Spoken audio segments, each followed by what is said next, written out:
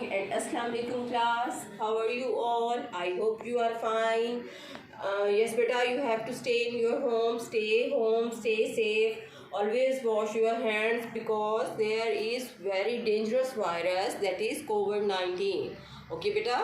Come to the our today's topic, that is vowels and consonants. Yes, beta. Today I will tell you about vowels and consonants. In English letters, there are 26 letters. Okay, beta. 5 letters are vowels and rest of the letters are consonants. Yes, beta. Here is vowels. Look here. A, E, I, O, U. These are vowels. Yes, beta, here is other letters that are consonants. Look here.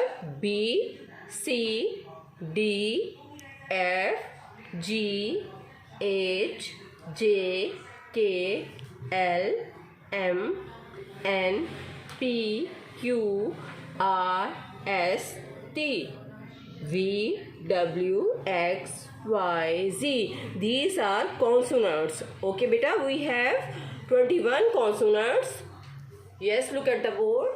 Here are 5 vowels and 21 consonants. Is it clear to you? Yes, good.